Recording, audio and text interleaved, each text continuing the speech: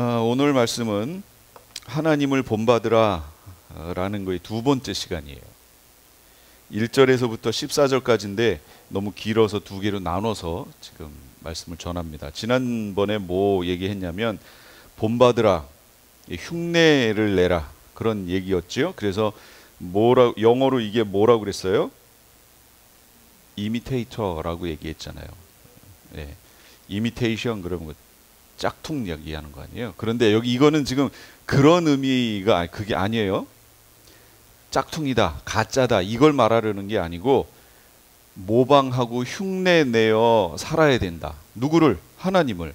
우리의 삶은 그렇게 살아야 한다 라는 걸 얘기한 거예요. 그래서 그렇게 흉내내려면 첫 번째 사랑 가운데서 행해야 된다. 그 얘기했죠. 사랑 가운데에서. 하나님은 이 사랑 가운데서 행하셨다. 그래서 그 내용이 뭐였냐면 독생자를 하나님이 가장 귀하게 여기시는 것을 기꺼이 우리를 위해서 내주셨다. 이게 큰 사랑이다. 이 사랑을 흉내내며 살아야 된다. 그래서 제가 얘기했던 게 뭐예요? 크리스찬들은 공부해서 누구 줘야 돼요? 네, 남 줘야 돼요. 자기가 준비해가 열심히 준비해서 남 줘야 돼요.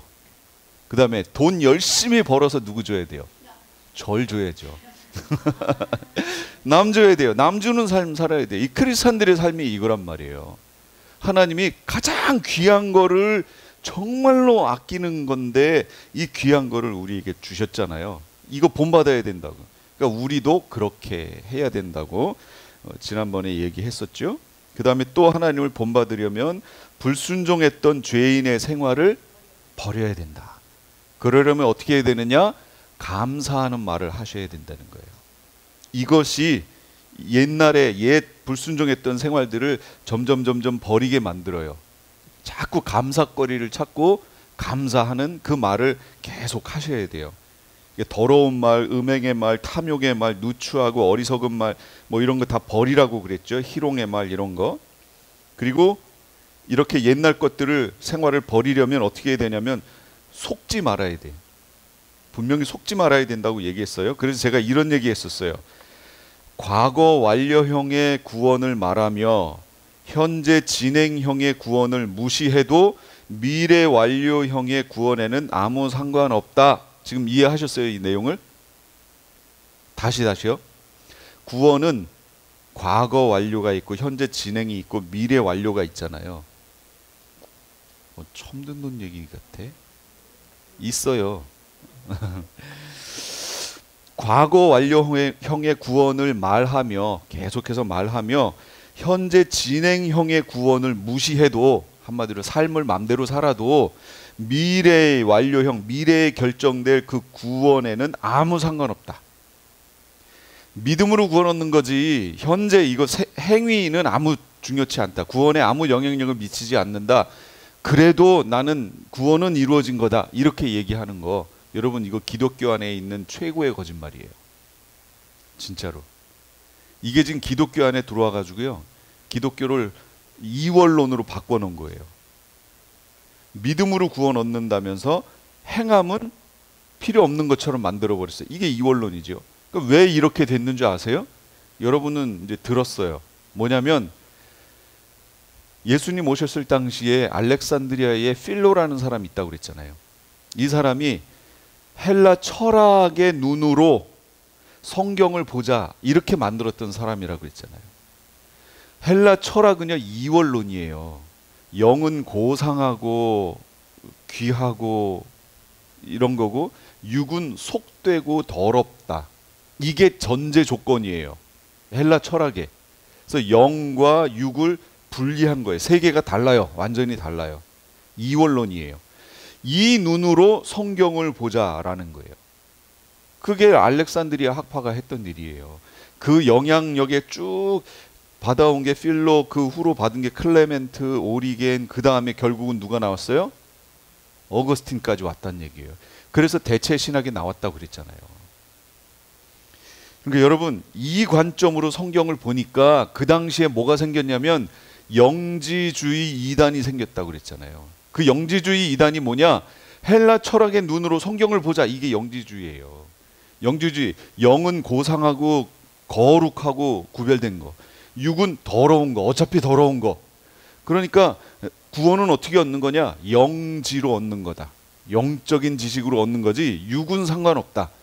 그러므로 영적인 지식만 내가 갖는다면, 또는 지금으로 말하면 영적인 체험만 한다면 육체의 삶을 내 맘대로 살아도 구원에는 영향을 미치지 않는다. 이게 영지주의예요. 그 원리가 그 당시에 편만했단 말이죠. 기독교 안에. 왜 그랬어요? 필로가 성경을 헬라 철학적 관점으로 그 눈으로 성경을 보자 이렇게 만들어 버렸잖아요. 이게 성경을 잘못 보게 만든 거예요. 근데 그 영향력이 지금까지 오고 있는 거예요. 지금까지. 그 당시에 그걸 영지주의라고 해서 이단으로 정죄했는데 그 영향력이 아직까지 온 거예요. 참 안타깝죠. 성경의 원리는 영적인 원리나 육적인 원리가 같아요. 영으로 이렇다면 그건 육체로도 이렇다는 걸 말하는 거예요. 똑같은 걸 말하는 거예요. 그랬어야 되는데 그렇지 못한 부분이 많았다. 그래서 말씀에 뭐예요? 속지 말라. 속지 말라. 지금 이 시대도 여러분 속지 말아야 돼요. 정말로 속지 말아야 돼요. 제가 끝에 하려고 그랬는데 한번 미리 볼까요? 로잔 대회라고 있어요. 제4차 로잔 대회가 한국에, 이름이 제4차 서울 로잔 대회예요. 그런데 이게 인천 송도에서 있었어요. 여기에 한국의 유명한 목사님들 여기에 다 들어가 있어요. 그리고 어떤 분들은 이 로잔 대회가 어떻다 막 비판하는 분이 있고, 어떤 분들은 괜찮다, 뭐 복음적이다 이렇게 얘기하는 분들 많고, 하여튼 이래요. 그러면 우리는 뭘로 판단할 수밖에 없냐면 그들이 내놓은 공식적인 입장을 보고 판단할 수밖에 없어요. 그래서 제4차 로잔 대회 그 공식적인 입장이에요, 이게. 그래서 엄청 길어요. 긴데 다 볼 수는 없고, 우리가 이 마지막 시대에 뭘 보면 되냐면 이들이 동성애에 대해서 어떻게 얘기하는가를 보면 알아요. 그래서 그 부분만 제가 간추렸어요. 빨간색은 제가 그냥 색칠한 거예요. 동성 성관계에 대한 기독교적 이해, 이게 로잔 대회의 입장이에요. 동성 간의 성적 친밀감은 인류 문명만큼이나 오래된 현상으로, 그러니까 지금 나타난 현상이 아니라는 거예요. 오래된 현상이라는 거예요. 신구약 성경은 이러한 관행에 대한 인식을 보여준다. 신구약 성경이 많잖아요. 구약에도 있고 신약에도 있고, 그러니까 오래됐다는 거예요. 기독교인들은 성경에서 동성 간 성적 친밀감에 대한 모든 언급과 문맥상 그 의미를 숙지하는 것이 중요하다. 역사적 기록은 동성 간의 성관계가 이 시기에 잘 알려진 관행이었으며 특히 사회 상류층에서 정상적인 관행이었다는 사실을 분명히 보여준다. 역사적 기록은 그렇다는 거예요. 이러한 맥락에서 바울이 동성 간의 성관계를 음행과 간음 같은 성적인 죄의 범주에 포함하고 도덕적, 탐욕, 술 취함, 비방, 사기를 포함한 더 광범위한 죄 목록에 포함한 것은 놀랍다. 뭐가 놀랍다는 거죠? 바울이 이 부분에 대해서 이건 여기 지금 모든 광범위한 죄 목록에 동성 간의 성관계를 죄야! 라고 얘기했던 게 놀랍다 표현했잖아요. 또 볼게요. 인류가 도덕적으로 완전히 파산했다는 증거로 바울은 우상숭배, 성적 부도덕에 만연한 관행을 언급한다. 바울은 성적 불순결과 관련해서 특히 여성 간의 성관계와 남성 간의 성관계가 당시 관행이었음에도 이를 정죄하였다. 관행이었음에도 정죄했다. 그 뭐야? 바울이 어떻게 했다는 거예요? 잘못했다는 거 아니에요 지금. 동성 간의 성관계에 대한 성경의 모든 언급은 하나님께서 그러한 행위를 성에 대한 자신의 의도를 위반하고 창조주의 선한 설계를 왜곡하는 것으로 간주하므로 그것이 죄악이라는 피할 수 없는 결론에 이르게 한다. 그러나 복음은 우리에게 무지로든 의지적으로든 유혹에 넘어가 죄를 범한 자들도 고백하고 회개하며 그리스도를 신뢰함으로 용서받고 하나님과의 교제를 회복할 수 있음을 확신시켜 준다. 우리는 동성 간에 끌리는 기독교인들이 기독교 공동체에서 어려움을 겪고 있음을 인식한다. 우리는 그리스도의 몸에 속한 우리의 형제 자매에 대한 사랑이 부족했음을 회개한다. 누가 회개해야 되죠? 그래서 요거는 이제 제가 이걸 보고 제가 쓴 거예요. 보세요. 왜 기독교 공동체만 회개해야 하는가? 동성애자들의 죄악된 행위에 대해서는 왜 침묵하는가? 기독교 공동체에서 죄를 지을 수는 있다. 하지만 그 죄인이 기독교 공동체 안에서 다시 용납되려면 회개를 수반해야 한다. 먼저 그 죄인이 회개를 해야 하는 것이다. 그렇지 않아요? 죄인이 회개하고 용납되어 공동체 안에서 회복되는 거지. 죄 지은 사람은 회개할 생각이 없는데 우리가 사랑합니다, 사랑합니다 하고 품어줘야 되는 거예요. 예를 들면 목회자가 여성도하고 바람이 났어요. 한국에 자주 있는 일이라 언급하는 거예요. 났어요. 그러면 여러분 그 목사님 단에 세워서 그 목사님 설교 여러분 계속 들으시겠어요? 그럼 어떻게 처리할까요? 그 교회나 그 노회 또는 더 나가서 총회에서 어떻게 이 목사님에 대해 처리할까요? 치리하겠죠. 교회에 6개월 동안 설교를 못한다든지 아니면 그 교회를 아예 떠나라든지 무슨 치리를 할 거 아니에요. 그럼 그 치리 기간 동안에 이 목사님은 어떻게 해야 돼요? 회개해야죠. 자중하면서 회개하고 본인의 행위가 잘못된 것임을 인정할 때에야 그러면 교인들이 성도들이 그거를 받아준다 라고 얘기하면 그 교회 와서 설교할 수 있잖아요. 그런데 그 목사님이 이렇게 얘기하는 거예요. 난 커밍아웃 한 거야.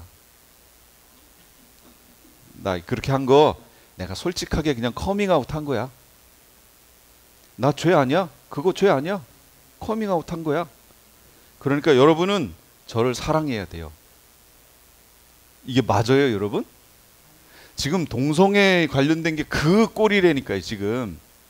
동성애는 죄인데 그거 죄야 라고 얘기하면 동성애자들은 아니야. 그건 우리의 성적 취향이야. 그냥 취향일 뿐이지 죄는 아니야. 옛날에는 그게 부끄러웠는데 죄라고 자꾸 얘기하니까 옛날에는 그랬는데 지금은 아니야. 죄라고 생각 안 해. 그러니까 커밍아웃 하는 거예요. 죄라고 생각하지 않기 때문에 커밍아웃 하는 거예요. 근데 여기서 얘기는 뭐냐면 그들에 대한 사랑이 부족했음을 회개한다. 우리 교회가. 예, 우리가 부족하다는 거예요. 그들을 안 받아줬다는 거예요. 교회가. 우리가 회개해야 돼요. 그들은 그냥 있어도 상관없어요. 그대로 살아도 상관없어요. 우리가 회개해야 돼요. 우리는 기독교 지도자들과 지역교회들이 우리 공동체 안에 동성에게 끌림을 경험하는 교인들이 존재함을 인지하며 목회적 돌봄과 건강한 사랑과 우정의 공동체를 발전시킴으로써 제자 훈련을 지원할 것을 촉구한다. 이 모든 돌봄과 사랑과 우정의 공동체에서의 발전은 어디부터 시작하는 거예요? 회개에서 시작하는 거예요. 그래서 기독교 역사에 보면 그 부흥이 일어났다든지 하잖아요. 그러면 반드시 그 앞에 전제됐던 조건이 있어요. 현상이 나타나요. 뭐예요? 이거 회개예요. 회개 운동이 일어나야 성령의 역사가 일어나고 그 부흥이 나타나는 거예요. 모든 그 부흥의 역사가 이 회개에서 시작된다고. 그런데 지금은 죄를 그렇게 죄라고 지적해도 그 죄라고 인식 안 하는 거예요. 그럼 왜 시대가 이렇게 됐을까요? 시대 사조가 이런 거예요. 지금 지적하고 싶은 건 이거예요. 성경의 눈을 가지고 이 세상을 바라보고 아 저건 잘못됐구나. 아 이건 상당히 건전한데 내가 이 사회 속에서 이렇게 하나님의 말씀을 성취해 나가야지 하는 게 성경적 세계관이라고요. 그게 성경적 세계관이라는 게 성경의 사조를 가지고 이렇게 보겠다는 거예요. 눈을 가지고. 근데 지금은 세상이 어떻게 됐냐면 그 필러가 얘기했던 헬라 철학적인 관점의 눈으로 성경을 보겠다라는 이거예요. 지금이 무슨 시대라고 그랬어요? 포스트 모더니즘 시대라고 얘기했잖아요. 포스트 모더니즘에는 어떤 현상이 있어요? 제가 복음을 전하면 받는 사람이 뭐라고 그래요? 그건 당신 생각이고 절대 진리가 없다고 그랬잖아요. 절대 진리가 없어요? 다 상대 진리예요. 나도 진리, 너도 진리, 이 사람도 진리, 저 사람도 진리. 그러니까 WCC에서 이제 더 이상 선교할 필요가 없다. 왜? 그 지역 토속 종교가 있지 않냐? 그 사람들은 그걸 통해서 구원 얻는다. 거기에도 진리가 있고 우리 진리. 내가 왜 굳이 그 말도 안 통하고 음식 문화나 모든 게 안 통하는 거기에 가서 몇 년씩 고생하면서 죽을 고비 넘기면서 복음을 전하느냐? 그럴 필요가 없다. 이제 그 지역 토속 종교로 그 사람들은 구원 얻는 거다. 너도 진리, 너도 진리가 있고 우리도 진리가 있으니 그 얘기잖아요. 상대 진리 얘기하는 거 아니에요. 지금 그 눈으로 성경을 보자는 거예요. 이것도 거기에 연장선상이에요. 동성애? 그 성경에서는 그렇게 얘기하잖아. 그건 당신들 얘기고 우리는 그렇게 안 본다는 거예요. 이들이 동성애자들이 우리는 이게 자연적 현상이라고 본다. 여기에 보면 여기 좀 어디 있는지 제가 못 찾아서 안 해놨는데 여기에 보면 태어나면서부터 남성과 여성 사이에서 혼란을 느끼는 사람들이 있대요. 이렇게 남성인지 여성인지에 대한 여기에서 정확하지 않은 사람들이 있대요. 나면서부터. 여러분, 나면서부터 남성인지 여성인지가 불분명한 사람이 있어요? 성경은 뭐라고 그래요? 남자와 여자를 창조했다고 정확히 얘기했잖아요. 정확하지요. 그런데 그 불분명한 사람이 있대요. 그런데 요즘 시대에는 왜 이렇게 불분명한 사람이 많아요? 진짜로 그렇게 많아요? 그래서 요즘에는 성 얘기를 안 하고 젠더 얘기를 하잖아요. 젠더가 몇백 개래요. 아니, 하나님이 어떻게 그렇게 만드셨지? 그래서 해 뜨면 오전에는 여자, 해 지고 오후가 되면 남자. 이런 젠더도 있대요. 이런 게 어딨어? 본인들이 정한 거지. 이게 무슨. 그러니까 예전에는 그런 현상들이 그게 정신적이라든지 호르몬이라든지 어떤 병이야. 그러므로 정신과 치료를 받고 호르몬제 치료를 받아서 정상적인 단계로 와야 돼. 그래서 치료받아야 돼. 이렇게 얘기했잖아요. 치료받아야 되는 거야. 병이기 때문에.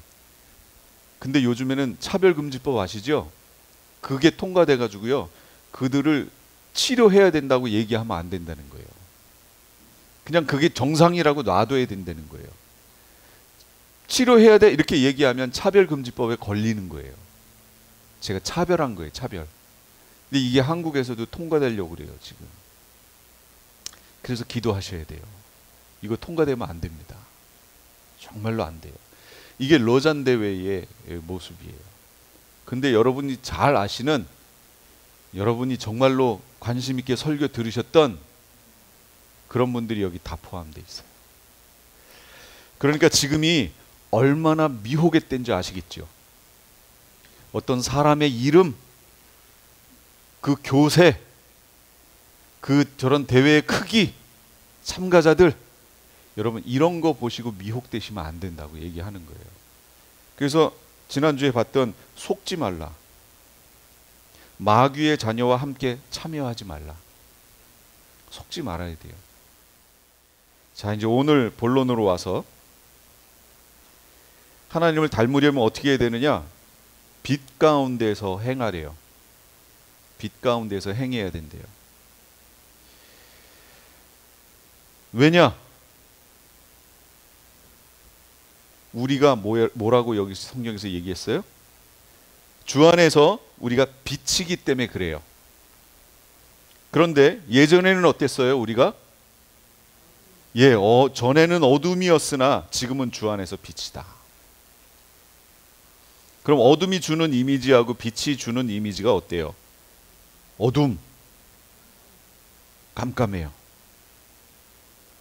어떤 물건을 잃어버렸어요. 어둠 속에선 찾기 힘들어요. 안 보여요. 빛이 비춰줘야 돼요. 어둠은 감추어져 있다.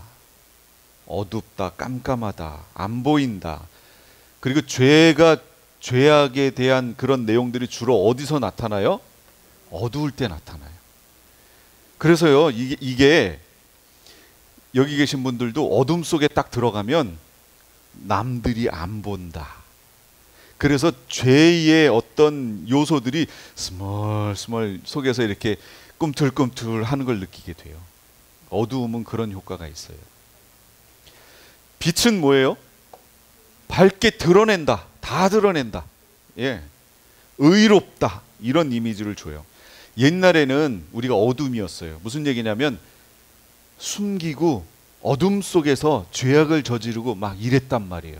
근데 이제 우리는 그게 아니래요. 우리가 빛이래요. 그러니까 우리가 가는 곳마다 밝혀져요. 그래서 우리는 나쁜 짓을 할 수가 없어요. 왜냐? 드러나기 때문이에요. 그냥 드러나요. 우리가 빛이에요. 그런데 여기서 보면 우리가 빛이기 때문에 빛의 자녀답게 살아야 된다고 나와요. 자녀답게 살라. 여기 살라라는 그 동사가 명령형 현재 능동태 2인칭 복수예요. 현재형이에요. 제가 계속 얘기하죠. 명령형은 헬라어에서의 명령형은 세 가지다. 우리말이나 영어에서의 명령형은 하나밖에 없다. 기본형, 그러니까 기본형이 현재형이기 때문에 현재형으로 명령하는 거 하나밖에 없는데 헬라어는 세 종류가 있다 그랬잖아요. 과거형으로 명령하고 현재형으로 명령하고 완료형으로 명령한다. 과거형으로 명령하는 건 여태까지 그렇게 안 했으니까 해라는 의미고, 현재형으로 명령하는 건 계속해서 반복적으로 그렇게 해 그런 얘기고, 완료형으로 명령하면 그 상태 그대로를 한 상태 그대로를 유지해 그런 의미예요. 앉아. 과거형으로 명령하면 여태까지 한 번도 안 앉았지? 그러니까 앉아. 그런 의미고, 현재형으로 앉아. 그러면 계속해서 앉아. 자리 날 때마다 앉아. 그런 얘기예요. 완료형으로 앉아. 그러면 그 앉은 상태에서 일어나지 마. 앉은 상태를 유지해. 이런 의미예요. 그럼 오늘 여기서 살라가 무슨 형이라고 그랬어요? 현재형. 그러면 이렇게 살아야 되는 게 어떻게 살아야 되는 거예요? 계속해서 빛의 자녀답게 살아야 된다고요. 계속해서. 중간에 실수할 수 있나요? 있어요. 이걸 부정하지 마세요. 실수할 수 있어요. 우리 연약하기 때문에 실수할 수 있어요. 그래도 걱정하지 마세요. 계속 빛의 자녀답게 살아야 돼요. 계속해서 살아야 돼요. 그래서 이걸 구원하고 연결시키면 구원에 대해서 우리가 정확하게 그 원리를 계속해서 알고 있어야 돼요. 제가 반복합니다. 구원은 하나님의 주권적인 역사, 그러니까 온전히 은혜라고 얘기하는 은혜성과 은혜의 성질과 우리 인간이 책임져야 하는, 의지적으로 책임져야 하는 의무성이 같이 있어요. 은혜와 의무가 같이 들어가 있어요. 구원 안에는. 그러나 구별을 잘 하셔야 돼요. 구원은 시작이 있고 지속이 있어요. 구원이 시작된 지점이 있죠. 이걸 하나님의 부르심이라고 얘기하잖아요.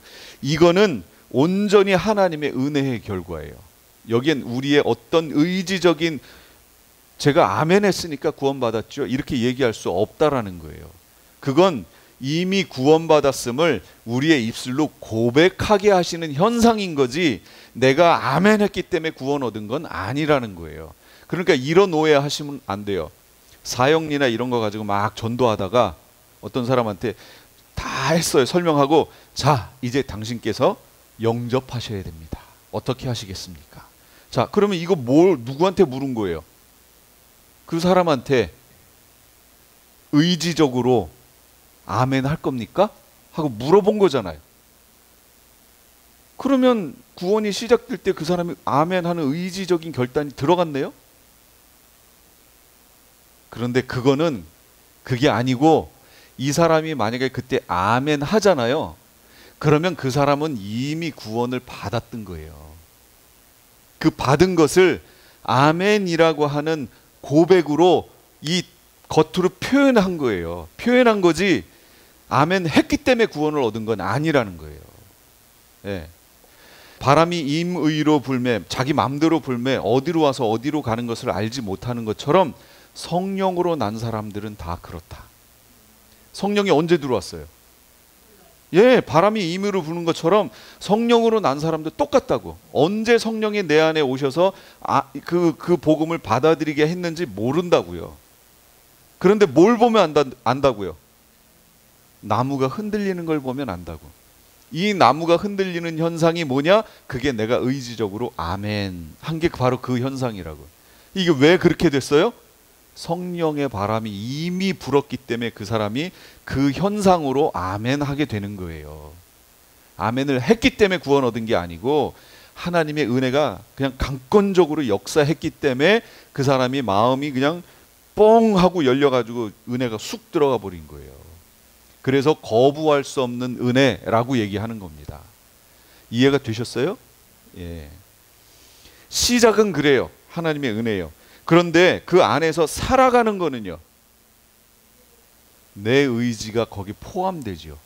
하나님이 은혜로, 여전히 하나님의 주권적 은혜로 우리 가운데 은혜를 베푸시면 우리는 그것에 맞춰서 순종하며 발을 떼어 나아가야 한다. 이게 같이 있어야 구원의 완성의 자리에 도착할 수 있다. 그래서 이거를 칭의와 성화라는 말로 설명한다고 그랬잖아요. 예전에는 칭의는 시작 부분이고 성화는 지금임의 부분이라고 설명했는데, 아니에요. 이제는 그렇게 설명하면 안 돼요.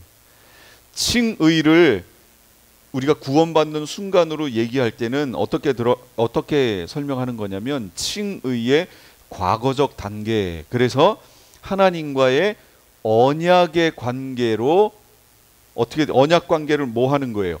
그 언약 관계로 들어가는 거예요. 칭의의 과거적 단계는 그 표현이 들어감이에요. 언약 관계 안으로 이렇게 들어감. 이제 들어갔으면 칭의의 현재적 단계는 뭐예요? 들어갔으니까 그 안에 머무름. 밖으로 나오면 안 돼요. 머물러 있어야 돼요. 그래서 칭의의 현재적 단계는 머무름이에요. 하나님의 언약 안에 머물러 있어야 돼요. 이 머무름이 우리의 행위를 통해서 깨질 수 있다는 걸 성경이 얘기하는 거예요. 그걸 배교라고 얘기한다고요. 그럼 이 현상이 옛날에 없었나요? 구약시대에 있었어요. 그래서 구약은 신약의 본복이라고 얘기했잖아요. 이스라엘이 똑같이 반복된다고 그랬잖아요. 근데 이거를 성화라는 말로도 설명할 수 있어요. 성화라는 말은 뭐냐면, 거룩한 백성이 되는 거. 거룩한 백성이 됨. 이거는 뭐죠? 이거 하나님의 전적 은혜죠. 됐어요. 그럼 이제 성화의 현재적 단계는 뭐예요? 됐으니까 거룩한 백성으로 살기, 살아가기, 살기. 바로 오늘 빛의 자녀답게 살라라는 말이 바로 이 성화의 현재적 단계의 언어예요. 하나님의 거룩한 빛의 자녀답게 현재를 살아가라. 거룩한 백성답게 살아라. 그 얘기를 지금 해주는 거라고요. 이렇게 살다 보면 열매를 맺게 돼 있어요. 하나님 말씀대로 하나님 백성답게 살면 반드시 거기서 열매가 나와요. 그래서 오늘 9절에는 그게 빛의 열매래요. 빛의 열매가 뭐예요? 예, 선, 의, 진실. 우리 개역개정에서는 이거를 착함과 의로움과 진실함 이렇게 표현했어요. 착함, 의로움, 진실. 예, 이거는 말 그대로 착함이에요. 착함. 도덕적인 선, 이거 말하는 거예요. 의로움은요, 예, 이것도 역시 도덕적으로 악을 버리고 정직하고 성실한 태도를 취하는 거, 우리가 알고 있는 의로움 맞아요. 그 다음에 진실함, 허위, 거짓, 외식 이런 거와 반대되는 개념들. 하나님 백성답게 빛의 자녀답게 살면 이런 열매들이 나에게서 나온다라는 거죠. 보여진다라는 거예요. 그래서 남들이 봤을 때 저 사람은 정말 착해. 저 사람 참 의로운 사람이야. 저 사람 상당히 진실해. 저 사람 거짓말 안 해. 진실해. 저 사람 얘기 믿을 수 있어. 이런 것들이 바로 열매로 나타났기 때문에 보여지는 거예요. 그런데 크리스찬이라고 말은 하는데 그 사람을 이렇게 보고 사람들의 평이 저 사람 되게 거짓말 잘해. 욕도 잘하고 저 사람 왜 이렇게 이 삶이 엉망인지 몰라. 덕이 안 돼. 이러면 그 사람 빛의 자녀답게 살지 않은 거예요. 내가 지금 빛의 자녀답게 살고 있다라는 것을 어떻게 알 수 있느냐? 다른 사람들이 나를 어떻게 평가하느냐에 달려 있어요. 그 평가를 보면 알아요. 그럼 내가 그렇게 살았다는 거잖아요. 그게 열매라고요. 그리고 이렇게 살면 하나님의 기뻐하시는 일, 정말로 하나님의 빛의 자녀답게 빛 가운데서 행하기 위해서는 하나님이 기뻐하시는 일을 오늘 본문에서는 분별해야 된대요. 그렇지 않아요? 분별해야죠. 우리는 이렇게도 살 수 있고 저렇게도 살 수 있어요. 요렇게도 살 수 있고. 근데 그게 하나님이 기뻐하시는 일인지 우리가 분별하고 살아야지요. 예. 근데 여기 분별하다라는 이 말이 그 성경 원어에는 우리 개역개정에서는 이걸 시험하다 이렇게 나왔거든요. 근데 그 시험하다가 더 가까운 표현이에요. 시험해 보라는 거예요. 테스트해 보라는 거예요. 근데 이것도 역시 현재형이에요. 어떻게 하라는 얘기죠? 계속해서 시험하라는 얘기예요. 계속해서 분별하고 시험하고 증명하고 입증하고, 그러니까 실험을 통해서 뭐가 실증인지 진짜인지 이렇게 찾아내란 얘기예요. 그럼 어떻게 해요? 내 삶에 내가 이렇게 해야 되는지 저렇게 해야 되는지 지금 성경은 그걸 시험해서 그렇게 살라는 거예요. 하나님의 기뻐하신 뜻대로. 어떻게 실험을 하죠? 내가 어떻게 시험을 하죠? 하나님의 뜻이 무엇인지? 첫째는 기도와 묵상이에요. 기도와 묵상. 말씀 묵상과 기도는 하나님께서 우리 삶에 대해 기대하시는 뜻을 깨닫게 해요. 기도한다는 게 뭐지요? 하나님 앞에 내 마음을 두고 하나님을 묵상하는 거 아니에요. 하나님을 생각하는 거 아니에요. 하나님과 같이 되고 싶은 마음 아니에요. 그러다 보면 내가 닮고 싶은 사람 옆에 있으면 말투까지 똑같이 닮아져요. 그렇죠. 행위까지 닮아져요. 그래서 우리는 기도한다든지 말씀을 묵상한다든지 지금 하가한다든지 이거는 하나님 면전 앞에서 하나님 같아지고 싶다고 고백하는 거예요. 결국은. 그게 계속 많아지면 어떻게 될까요? 닮아지는 거예요. 모세가 하나님하고 40일 동안 같이 있었는데 모세는 몰랐어. 처음에 자기 얼굴이 그렇게 환하게 비추는 줄 몰랐던 거예요. 근데 사람들이 그 빛을, 그게 정상적이진 않잖아요, 사람들에게. 근데 말할 수 없는 광채가 얼굴에서부터 나오니까 사람들이 그것만 보는 거예요. 그래서 모세가 깨닫고 어떻게 해요? 가려버려요. 이건 본질이 아니니까. 그러나 어쨌든 모세가 어떻게 해서 그렇게 됐어요? 하나님하고 같이 있었어요. 그랬더니 그렇게 됐어요. 모세가 하려고 로션을 바르고 막 이런 게 아니라니까. 그냥 하나님과 같이 있었어요. 그랬더니 그렇게 됐어요. 같이 있었어요. 같이 있는 행위가 바로 기도와 묵상이라는 거예요. 하나님하고 같이 있는 거. 그 다음에 성경 읽기. 성경은 하나님의 뜻을 나타내는 중요한 가이드죠. 하나님의 뜻이 기록되어 있는. 그러니까 그 가이드를 계속해서 이렇게 보면 하나님의 뜻이 뭔지를 알아요. 알게 돼요. 비춰져요. 그 다음에 순종하는 거예요. 순종해 보는 거. 주시는 마음에 순종해 보는 거예요. 그러면 하나님의 기뻐하시는 뜻을 체험하게 돼요. 순종을 안 하면 마음이 어때요? 찜찜하고 불안하고 어색하고 뭐 진짜 어디 가가지고 안 닦은 것 같고 뭐 그렇잖아요. 그런데 순종을 딱 해버리면 어떻게 돼요? 예. 아휴. 예, 그렇게 돼요. 하나님의 뜻을 알게 돼요. 그래서 순종하는 거예요. 순종하면 이게 하나님 뜻이구나 하고 정확히 알게 돼요. 순종하면. 그 다음에 성령의 인도를 받으면 돼요. 성령의 인도를. 요한복음 16장 13절 그분 곧 진리의 영이 오시면 그가 너희를 모든 진리 가운데로 인도하실 것이다. 성령이 오시면 우리를 진리 가운데로 인도하신대요. 성령 하나님이. 그래서 우리는 끊임없이 바울이 지적해 주는 것처럼 성령 충만을 위해서 서로 성도들 간에 서로 중보하며 기도해야 된다고. 계속해서. 여러분 기도하실 때 이 제목은 빠지면 안 돼요. 성령 충만. 성령 충만. 이건 빠지면 안 돼요. 하나님의 뜻에 자신의 발걸음을 맞추어 나가는 삶. 그걸 뭐라고 하느냐? 그걸 로마서에서 바울은 산제사. 그걸 산제사라고 얘기하는 거예요. 영적 제사라고 얘기하는 거죠. 제가 읽어드릴까요? 여러분의 몸을 하나님께서 기뻐하실 거룩한 산 제물로 드리십시오. 이것이 여러분이 드릴 합당한 예배입니다. 여러분은 이 시대의 풍조를 본받지 말고 마음을 새롭게 함으로 변화를 받아서 하나님의 선하시고 기뻐하시고 완전하신 뜻이 무엇인지를 여기도 분별하십시오. 나오죠? 시험할 똑같은 오늘 본문에 있는 거랑 똑같은 거예요. 현재형이에요. 시험해보라. 분별해봐라. 하나님의 뜻이 무엇인지 봐라. 아까 여기 보셨던 로잔 대회에서 나왔던 그들의 이 빨간색, 이 파란색, 빨간색 이 주장들이 이게 진짜 성경적인지 아닌지 여러분 분별하셔야 된다고요. 분별하실 책임은 여러분에게 있어요. 이거 모르고 그 교회 목사님이 나가서 그 대회를 주관했다고 하니까 그 밑에 있는 성도들은 어떻게 할까요? 쫓아가겠죠. 그냥 우리 교회 담임 목사님이 했어.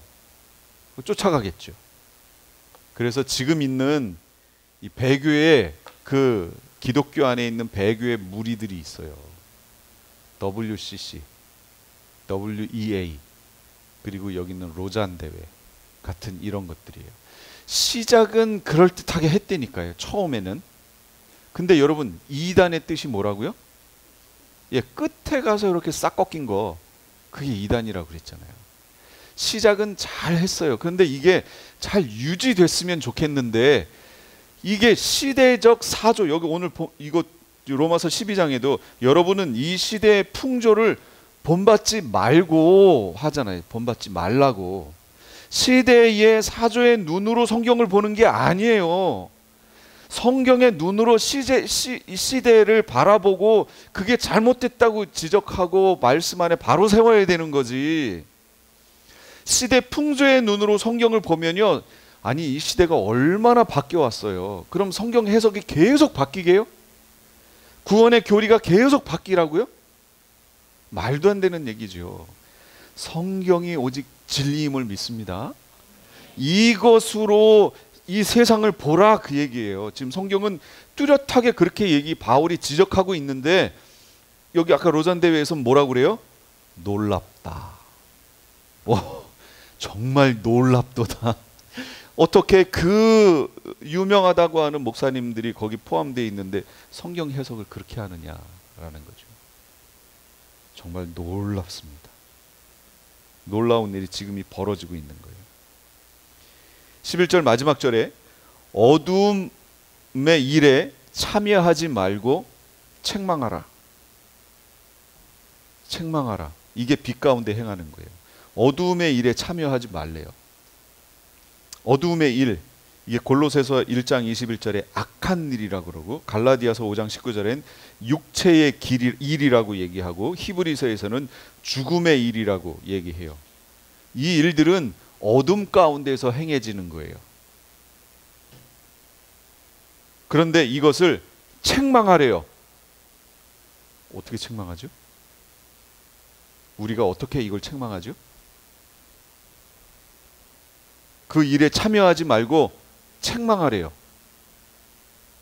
이건 부끄럽게 만들라는 거예요. 부끄럽게. 그들이 그렇게 행한 것을 부끄럽게 여기도록 만들라 그 얘기예요. 그럼 성도로 이거 어떻게 부끄럽게 만들죠? 참 성도로서의 바른 행실을 하면 그들과 다름이 나타나잖아요. 그러면 우리 빛 가운데서 행하면, 바른 행실을 가지면 그렇지 않았던 이들이 그걸 보고 부끄러워진다. 부끄러워져요. 그걸 책망하라는 거예요. 우리가 말로 그냥 막 지적하라는 얘기가 아니고 우리의 빛 안에서의 바른 삶을 통해 어둠에 있는 일들을 드러나게 하라는 거예요. 그게 잘못됐다는 것을 우리의 삶을 통해 드러내라는 거예요. 바른 삶으로. 그러니까 모범을 보이라는 거죠. 이게 뭐예요? 이게 성도들의 바른 삶이라고. 이게 하나님 나라 거룩한 백성으로서의 삶이라고요. 하나님이 우리를 왜 불러주셨어요? 바로 그것 때문에 불러주셨다고요. 단순히 그냥 하나님 백성 무리 안으로 들어감, 이게 아니고 그거는 그냥 시작에 불과한 거고요. 이제 그렇게 들어온 이들이 하나님의 백성답게 그 안에서 살아가라고. 이게 하나님이 우리를 불러주신 목적이에요. 그래서 하나님 나라를 이루며 사는 삶, 이게 하나님이 우리를 불러주셨는데, 바로 지금 처음 하늘과 처음 땅에서 이 하나님의 나라가 그래도 상대적이지만 그래도 상당히 완성도가 가장 높았던 때가 언제냐? 그게 에덴이었단 말이에요. 죄짓기 전 에덴의 모습. 거기에서 생육하고 번성하여 땅에 충만하라, 땅을 정복하라, 땅을 다스리라는 명령을 주셨죠. 그 명령대로 거기서 그렇게 살아냈어야 되는 거예요. 근데 그 명령을 받자마자 어떻게 됐어요? 타락해버렸어요. 그러니까 그 후로 한 번도 그 말씀이 온전하게 성취되지 않은 시대를 지금 우리가 사는 거예요. 그럼에도 지금 그렇게 죄가 있는 관영한 세상에 살지만 그래도 그 속에서도 그렇게 살려고 애를 써야 한다는 거예요. 우리의 삶이. 그러면 주님께서 그 나라, 그 하나님의 나라가 이 처음 하늘과 처음 땅에서 성취되는 것을 보는 시대에 우리를 집어넣겠다는 거죠. 그 시대가 뭐라고요? 예, 그게 메시아 왕국. 그래서 메시아 왕국은 back to 에덴이라고. 이단들이 쓰는 말이에요. 안식교에서 쓰는. 이단들은 이걸 어떻게 알았을까요? 제가 그래서 너무 안타까운 거예요. 누가 이단이에요, 그러면? 정통이라고 하는 이들은 다 몰라. 그리고 그 용어, 백투 에덴이라는 그 용어 자체를 가지고 이단이라고 얘기하는 거예요. 말도 안 되는 얘기를 하고 있는 거죠. 마지막 최고의 마지막 새하늘과 새 땅, 한자로 말하면 신천신지, 반복되니까 신천지. 원래 성경적 용어 아니에요? 정말 최고의 성경적 용어였는데, 아니 이런 것들은 막 이단들이 다 갖다 써. 이제는 신천지 그러면 이단이에요. 그러니까 그 좋은 말들을 쓸 수가 없어 이제. 그래서 굳이 쓰자면 이제 신천신지 이렇게 얘기를 해야 돼. 구별해야 돼. 신천신지로, 예, 새하늘과 새 땅 이렇게 얘기해야 돼. 참 안타까워요. 지금 우리는 그런 시대에 살고 있습니다. 그러니까 이 시대를 여러분 분별하시고 거짓된 것들, 그런 것들 하나하나 찾아내셔서 말씀을 통해서 이걸 분별해낼 수 있는 지혜가 여러분 속에 있어야 돼요. 안 그러면 담임 목사가 그렇게 하면 쫓아갈 거 아니에요. 그럼 나중에 예수님이 뭐라고 그러신다고요? 너 왜 그렇게 했니? 우리 담임 목사님이 그랬는데요. 담임 목사한테 너 왜 그렇게 했니? 로잔대회에서 그렇게 얘기했는데요. 로잔대회 주최 측에 가가지고 너 왜 그렇게 했어? 그러면 처음에 시작할 때는 괜찮았거든요. 아주 그럴듯하게 시작했다가 점점 조금씩 변질된 거예요. 시대 사조를 쫓아가다 보니 그렇게 됐는데요. 얘기하겠죠. 그래서 제가 계속 얘기하는 게 이거예요. 어떤 분들은 창세기부터 앞부분의 얘기가 너무 아주 정말 성경적으로 얘기하는 분들이 계세요. 그러면 야, 대단하다. 저는 그런 생각을 해요. 그런데 제가 그럴 때마다 아쉬운 게 하나씩 있어요. 그건 뭐냐면 마지막 그림이 없어. 마지막 그림이. 마지막 그림이 있어야 여기에서 아무리 눈썹을 잘 그리고 뭐 눈동자에 광채가 나게 이렇게 해도 최종적인 그림이 있어야 완성이잖아요. 근데 그건 잘 그렸는데 갑자기 눈이 요 밑에가 있어. 이렇게 짱구가 돼 있고 막 이렇게 돼 있어요. 그럼 최종적 그림이 아니잖아요. 우리가 원하는. 그래서 성경적인 최종적 그림을 알고 거기에 있는 것들을 여기에다가 맞춰 넣어야 된다고 얘기하는 거예요. 어떤 분들은 또 이렇게도 얘기해요. 여기에서 하나님의 나라를 이루어야 된다. 예, 맞아요. 제가 계속 얘기했잖아요. 여기서 하나님 나라 이루면서 하는 게 맞다고. 그런데 그렇게 못 살고 있기 때문에 예수님이 못 오신다. 여러분, 그럼 이 그림이 맞아요, 틀려요? 아니죠. 이 땅에서 우리가 그렇게 하나님 백성답게 하나님의 나라를 이루며 살아야 되는 게 맞아요. 신부로서의 마땅한 삶이에요. 그런데 최종적 그림은 뭐예요? 예수님이 오셔서 그걸 처음 하늘과 처음 땅에서 완벽하게 성취하는 게 그게 메시아 왕국이라고 했잖아요. 그러니까 앞에서 얘기했던 하나님 나라의 성취는 메시아 왕국에 가서 성취된다고요. 이 최종적 그림을 그리고 있어야 여기에서 하는 얘기들이 어떻게 마지막으로 흘러가는지를 알 거 아니에요. 그래야 예수님의 오심도 준비하지요. 그런데 참 안타까워요. 이 뒷얘기가 없고 여기에서 이루어야 되는 부분만 강조가 되는 거예요. 실제로 많아요. 그런 걸 볼 때는 야, 우리가 최종적 그림을 좀 잘 그렸으면 좋겠다. 그 그림이 아주 선명하게 나와 있는 게 어디냐? 그게 요한계시록이거든요. 그래서 우린 요한계시록을 봐야 되는 거예요. 오늘 말씀은 하나님을 닮되 어떻게 해야 되느냐? 빛 가운데서 행하라. 그러니까 우리의 삶을 통해서 다 드러나게 돼 있어요. 다 드러나요. 어두움의 일들도 우리가 삶을 바르게 하면 그게 잘못됐다는 게 그냥 비춰져요. 보여져요. 그러니까 하나님을 닮기 위해서는 빛 가운데서 행하라. 어둠의 일들을 들추어내라. 그리고 빛의 자녀답게 살라. 그러면 빛의 열매가 맺혀진다. 하나님의 기뻐하시는 일들을 분별하며 시험하며 살아라. 이런 얘기들을 함께 나눴습니다. 우리 성도들이 이런 것들을 행함으로 하나님을 닮아가는 본받는 그런 성도님들 다 되시기 바랍니다. 기도하겠습니다.